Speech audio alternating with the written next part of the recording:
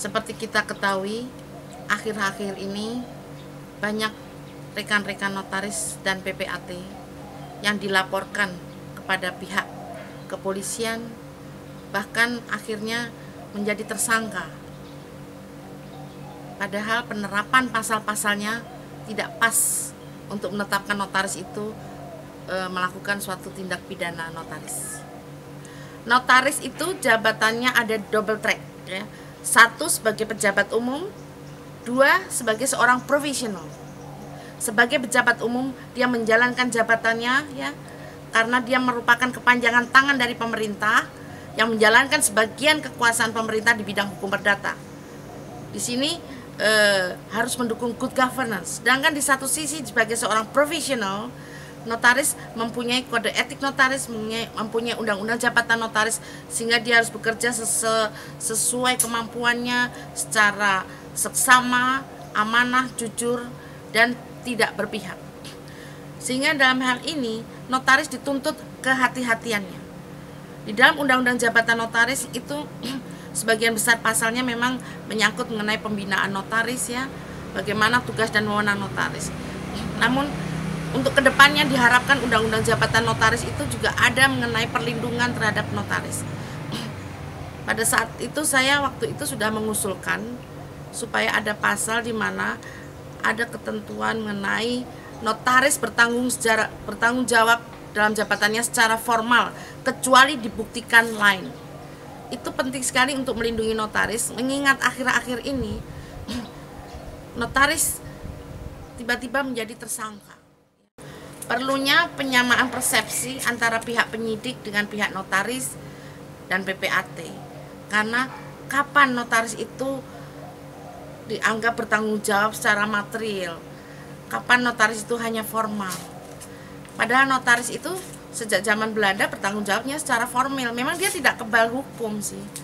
Kalau dibuktikan dia adanya unsur turut serta, ya, pastinya notaris itu silakanlah kalau mau dijadikan tersangka dalam tindak pidana.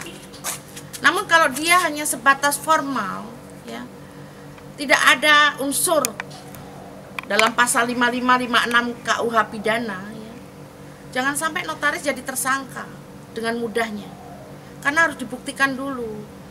Notaris itu formal, dia hanya mengkonstantir, ya, pendapat mengkonstantir apa yang disampaikan para penghadap di hadapannya, menyimpulkan, kemudian menuangkan, tapi juga harus memenuhi standar-standar penuangan, yaitu ada koridor hukumnya, undang-undang jabatan notaris, kode etik, ya, juga masalah hukum-hukum lain yang terkait, undang-undang lain yang terkait. Jangan sampai hanya sebatas juga menuangkan begitu saja. Notaris harus mempunyai moral dan etika. Tidak mau ditekan klien, ya. Lebih baik tidak dipakai. Harus ada semboyan tidak siap untuk tidak dipakai.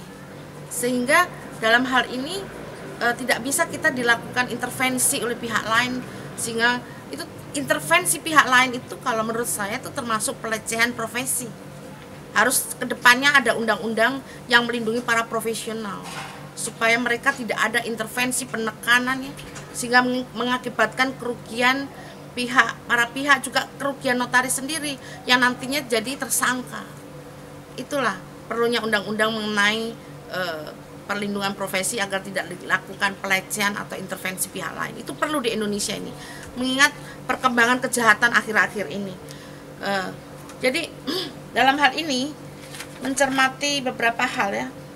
Kapan sih kita harus mempunyai standarisasi? Kedepannya kita harus mempunyai standarisasi.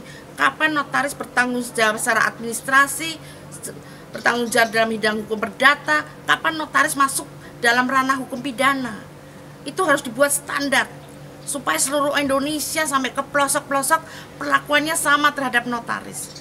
Juga terakhir ini kita lihat, ya, notaris diseret menjadi tersangka, ya, dengan tuntutan pasal yang tidak mungkin itu dilakukan. Contoh, akhir-akhir ini banyak dituntut masalah membuat keterangan palsu, memasukkan akte otentik, kemudian penggelapan, penipuan, unsur 263 KUHP, 264, kemudian penggelapan 372. Nah, itu harus tahu definisi penggelapan itu apa, definisi keterangan palsu itu bagaimana. Sedangkan kalau dia tidak ada unsur pasal 55, 56 Kitab Undang-Undang Hukum Pidana, saya rasa jangan sampai tiba-tiba membuat keterangan palsu. Nah, tugas kita ini adalah mengkonstantir keterangan para pihak. Kita tidak bisa dong mengetahui secara material, oh dia tuh bohong ke kita. Contoh, datang menghadap kepada kita, bawa surat nikah asli, membawa kartu keluarga asli, ya, membawa suami istri. Ternyata di kemudian hari ternyata bukan istrinya.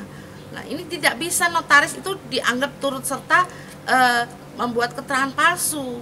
Sedangkan dia bicara di hadapan notaris adalah adalah istrinya yang sah dan satu-satunya. Sedangkan yang ditunjukkan ke kita ini betul-betul buku surat nikah. Nah, kalau itu aspal, notaris tidak wajib untuk membuktikan itu. Kita ini formal. Sepanjang tidak ada unsur akal-akalan, pemufakatan jahat, perbuatan curang, kemudian manipulasi data, ya, ikut serta memalsukan dokumen. Nah, itu keberadaan Majelis Kehormatan Notaris di dalam Undang-Undang Nomor 2 Tahun 2014 diharapkan nantinya lebih membantu notaris dalam menjalankan jabatannya, karena notaris itu juga mempunyai hak asasi manusia, ya, untuk merasa di dalam bertempat tinggal di Indonesia ini merasa nyaman dalam bekerja, ya, tidak dalam keadaan cemas, ya, atau tertekan. Perlu perlindungan ini, sehingga tolong segera dikeluarkanlah peraturan pelaksanaan dari Majelis Kehormatan Notaris itu, dan diharapkan orang-orang yang duduk di dalam Majelis Kehormatan Notaris bukan hanya orang teoritis, tetapi teori dan praktek. Diharapkan juga yang duduk sebagai anggota Majelis Kehormatan Notaris orang yang mengerti mengenai hukum pidana, teori dan praktek.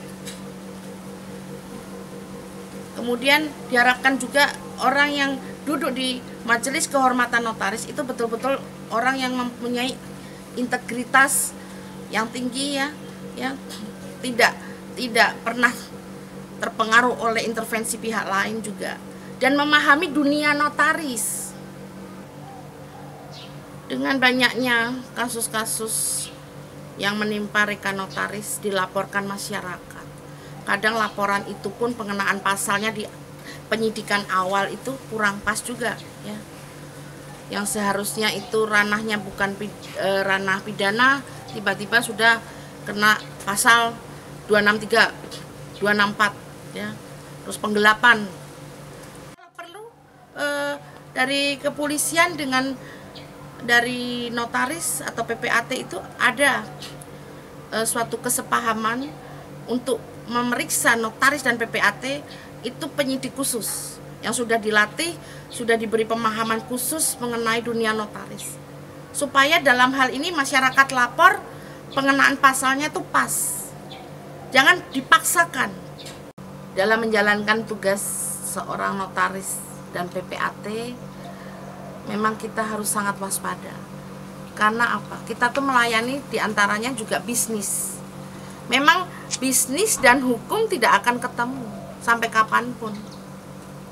Kalau ini tidak didukung oleh kode etik dan etika masing-masing, etika bisnis, ya, etika profesi, ya, supaya bersinergi. Bagaimana? Contoh, notaris mengeluarkan salinan terlebih dahulu, sedangkan minuta akta belum ditandatangani. Alasannya karena sudah dekat dengan klien sedang ada kegiatan, karena ini buru-buru untuk tender misalnya, atau buru-buru untuk RUPS katakanlah, dikeluarkanlah salinan terlebih dahulu. Nah, kemudian tiba-tiba mungkin lupa atau bagaimana sehingga timbul masalah. Nah, inilah yang mungkin notaris itu bisa dijerat pasal 263, yaitu pemalsuan. Aktenya saja belum ada, belum ditandatanganin para pihak, salinan ini sudah terlanjur keluar dan kemudian timbul masalah. Notaris memang bisa membuat apa saja, ya, sesuai permintaan klien. Tapi ingat, kita harus hati-hati. Ada koridor hukumnya. Jadi kita ini tidak bisa dibeli dengan uang. Kalau memang belum bisa menghadap ke kita untuk tanda tangan, janganlah dikeluarkan salinan. Nah itu unsur 263, 264 masuk. Ancamannya 8 tahun bisa itu.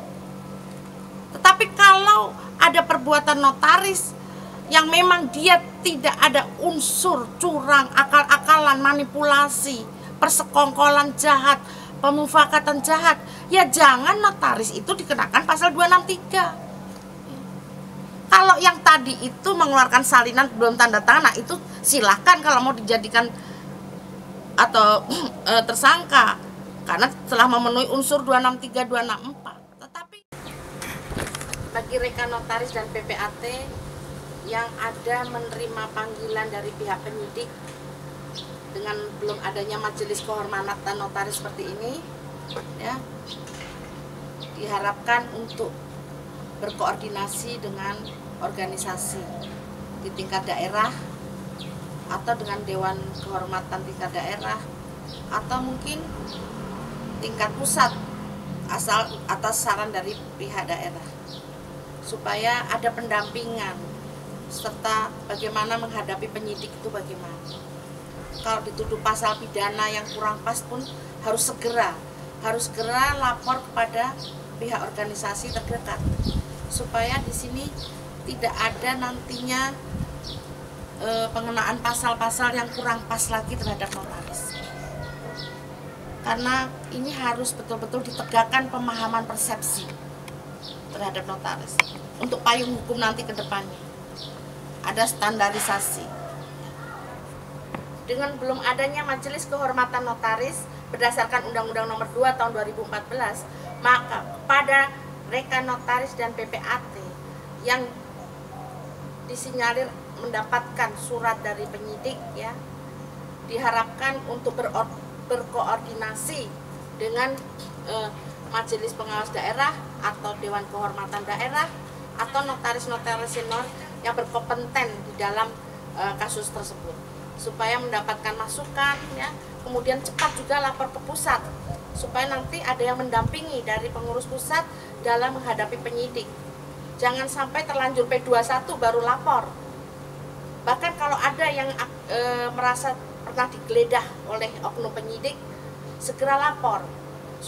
Diharapkan ke depannya notaris dan PPAT lebih meningkatkan kejujuran, kemandirian, tidak berpihak, ya, seksama, ya, mempunyai integritas di dalam menjalankan jabatannya, serta mendukung profesionalitas, proporsionalitas, efektivitas, ya, sebagai pembuat alat bukti, supaya lebih menjamin kepastian hukum di Indonesia.